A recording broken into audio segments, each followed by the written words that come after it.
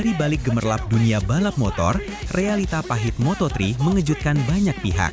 Banyak yang membayangkan semua pembalap muda hidup berkelimang fasilitas mewah dan gaji besar. Namun kenyataannya sungguh jauh berbeda. Moto3 lebih mirip universitas survival daripada dunia profesional. Sebagian besar rider muda justru harus membayar agar bisa turun ke lintasan, dikenal dengan istilah pay rider.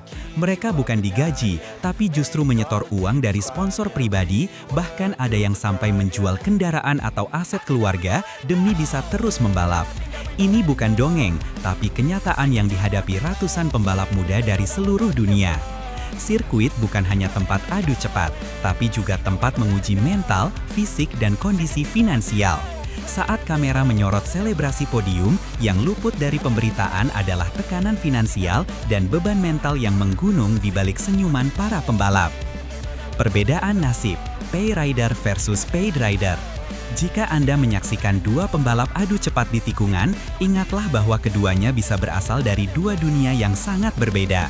Istilah pay rider dan paid rider terdengar mirip, tapi nasib mereka ibarat bumi dan langit. Seorang pay rider harus membayar mahal ratusan ribu euro hanya untuk bisa mengisi grid. Ibarat orang kerja yang justru harus bayar ke perusahaan setiap bulan. Sedangkan paid rider, mereka yang digaji tim, meskipun jumlahnya tak seberapa jika dibandingkan resiko balapan di kecepatan 200 km per jam. Gaji mereka berkisar antara 70.000 euro hingga 150.000 euro per tahun. Namun, meskipun jadi paid rider, kehidupan tidak lantas mewah. Banyak yang tetap harus menyisihkan gaji untuk biaya akomodasi, pelatih pribadi, nutrisi, dan logistik. Bahkan jika mengalami cedera, biaya operasinya bisa menghabiskan satu musim gaji. Moto3 bukan hanya soal balapan motor, tapi juga perjuangan ekonomi dan taktik bertahan hidup. Era digital, popularitas setara dengan kecepatan.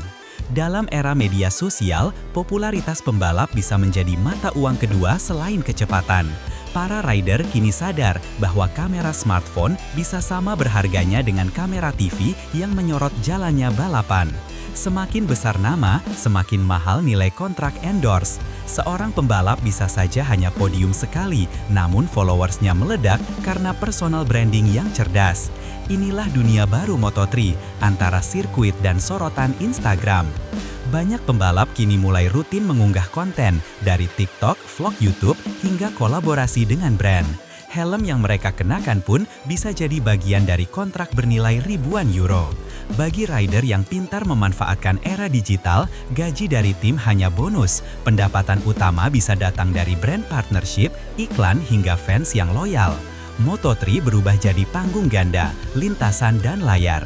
Dan siapa yang bisa menang di keduanya, dialah yang paling cepat melesat secara karir. Veda Ega Pratama bukan sekadar bocah ajaib dari Gunung Kidul. Nama Veda Ega Pratama kini jadi buah bibir dunia balap. Berasal dari Gunung Kidul, Yogyakarta, pemuda 16 tahun ini tak hanya mencetak sejarah sebagai pembalap Indonesia pertama yang jadi runner-up Red Bull Rookies Cup, tapi juga menarik perhatian tim-tim besar dunia. Di usianya yang masih belia, Veda sudah melewati ujian paling keras yang tidak semua rider bisa bertahan, pembuktian prestasi, konsistensi performa, dan tekanan mental yang luar biasa. Kemenangannya bukan sekadar kebetulan, itu buah dari kerja keras bertahun-tahun, pengorbanan keluarga, dan latihan brutal di bawah sinar matahari maupun hujan. Fakta bahwa Honda Asia langsung meliriknya membuktikan bahwa Veda bukan sembarang rider. Ia bukan pay rider yang datang membawa koper uang, ia datang membawa trofi, statistik, dan potensi yang sudah meledak di Eropa. Dalam dunia yang keras ini, Veda datang bukan untuk menumpang lewat, tapi untuk menetap dan menancapkan bendera Indonesia di puncak Moto3. FH, Honda Asia datang membawa kunci emas. Reporter mendapat bocoran bahwa Honda Asia tak main-main soal ketertarikannya pada Veda. Dengan hasil runner-up Rookies Cup, Veda sudah memenuhi hampir semua kriteria pembalap yang layak diberikan kontrak profesional. Inilah perbedaan utama antara Veda dan kebanyakan rookie. Sementara yang lain masih sibuk mencari sponsor agar bisa bertahan semusim, Veda justru menjadi rebutan karena prestasinya sudah bicara lantang. Honda Asia, di bawah manajer Hiroshi Aoyama, diyakini siap memberikan kontrak antara 70.000 euro hingga 150.000 euro untuk musim debut. Nilai itu bisa membengkak bila ia berhasil naik podium, mendapat sponsor pribadi, atau tampil konsisten sepanjang musim. Ini bukan hanya angka, tapi simbol status. Dan bagi Veda, ini adalah awal dari mimpi yang mulai konkret. Kontrak dengan Honda juga berarti dukungan penuh secara teknis, finansial, dan psikologis, modal yang akan mengubah arah karirnya selamanya. Tim pabrikan, ketika mimpi mendapat mesin dan mental. Bergabung dengan tim pabrikan seperti Honda Asia bukan cuma soal memakai motor kompetitif. Ini adalah tiket menuju dunia yang lebih stabil, sistematis, dan profesional. Bagi Veda, bergabung dengan Honda berarti mendapatkan akses ke semua hal yang biasanya hanya dinikmati oleh rider senior, mekanik top, analis data canggih, fisioterapis pribadi, hingga psikolog olahraga yang siap menjaga kestabilan emosi di tengah tekanan publik dan media. Jika pembalap lain harus memikirkan tiket pesawat atau sewa apartemen dekat sirkuit, Veda cukup fokus pada performa. Semua sudah difasilitasi. Ini ibarat siswa dari sekolah desa yang tiba-tiba ditarik ke sekolah unggulan dengan beasiswa penuh, ruang belajar mewah, guru terbaik, dan jaminan masa depan. Dalam dunia Moto3 yang keras, ini adalah cheat code yang sangat langka. Dan Honda Asia dengan jelas menunjukkan bahwa mereka bukan hanya merekrut pembalap, tapi sedang membentuk calon legenda Asia masa depan. Veda bukan hanya dibekali mesin, tapi juga mental, disiplin, dan strategi. FAST, Hiroshi Aoyama, arsitek mental baja Veda. Di balik langkah strategis Honda Asia mengamankan Veda, berdirilah sosok Hiroshi Aoyama, mantan juara dunia dan kini manajer tim yang sangat memahami lika-liku dunia balap. Bagi Aoyama, potensi Veda bukan sekedar pada kecepatan, tapi pada kesiapannya untuk dibentuk jadi ikon Asia. Maka tak heran, program penguatan mental Veda dimulai bahkan sebelum musim balap resmi dimulai. Tim Honda menyiapkan pelatihan psikologis, simulasi tekanan media, penguatan kepercayaan diri, hingga pelatihan wawancara publik agar Veda tampil tenang dan profesional. Reporter menyaksikan langsung betapa tenangnya Veda menghadapi tekanan saat Misano, tak tampak gugup sedikit pun saat wawancara atau di grid start. Ketegangan yang biasanya menghantui rookie justru tak terlihat. Ini adalah hasil dari kerja psikologis yang matang. Aoyama tahu, di Moto3, beda antara juara dan hampir juara seringkali bukan pada motor, tapi pada kepala. Dan Veda kini sedang ditempa menjadi baja yang lentur di tikungan, tapi tahan banting di luar lintasan. Santi Hernandez, sang maestro di pitbox Asia. Bicara soal kejutan, salah satu yang paling mengejutkan dunia pedok adalah kehadiran Santi Hernandez di kubu Honda Asia. Ya, Anda tidak salah dengar.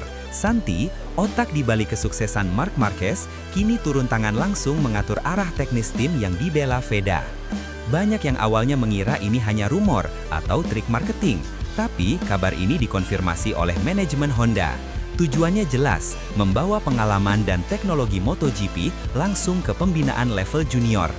Bagi Veda, ini adalah berkah tak terduga. Mendapat mentor sekali bersanti di awal karir, ibarat pemain bola muda yang langsung dilatih oleh pelatih juara Liga Champions.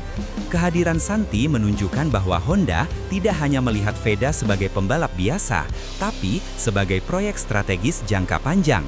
Dan meskipun beberapa media Eropa sinis dan menyebut ini sebagai perlakuan istimewa, pihak Honda berdiri teguh bahwa semua ini murni karena Veda layak. Siapapun yang pernah menyaksikan Veda menyalip di tikungan terakhir akan paham, anak ini bukan proyek, dia adalah fenomena. .com, prototipe rahasia yang mengguncang Misano. Dalam dunia balap, terkadang eksperimen teknis menentukan sejarah. Dan di Misano, reporter melihat sendiri bagaimana Honda Asia melakukan gebrakan. Veda diberi kesempatan menjajal mesin prototipe baru, hasil kolaborasi langsung antara Santi Hernandez dan tim teknis Tokyo. Mesin ini dikabarkan memiliki torsi brutal di trek lurus, tapi tetap jinak di tikungan teknis. Hasilnya langsung terlihat. Di sesi latihan bebas pertama, Veda tembus posisi 4. Di sesi kedua, ia naik ke posisi 3. Bukan hanya cepat, tapi konsisten. Para pengamat yang awalnya ragu langsung terdiam. Seorang rookie tampil layaknya veteran. Penonton di tribun menyambutnya dengan sorakan luar biasa. Banyak yang terkejut dengan kestabilan dan agresivitas Veda. Tapi bagi tim, ini adalah bukti bahwa kombinasi antara talenta Asia dan teknologi mutakhir bisa menghasilkan formula pemenang. Bahkan, dominasi KTM mulai terlihat goyah. Misano menjadi saksi lahirnya harapan baru dari Timur. Dan semua ini dimulai dari sebuah prototipe rahasia dan seorang anak muda berani yang berani menggebernya tanpa ragu. .com, tekanan, harapan, dan jalan menuju legenda. Kini, spotlight dunia tertuju pada Veda Ega Pratama.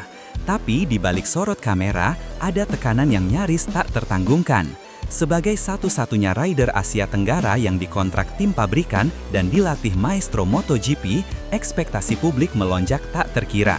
Setiap gerak-geriknya dinilai, satu kesalahan bisa jadi headline negatif, satu kemenangan bisa jadi trending topik global.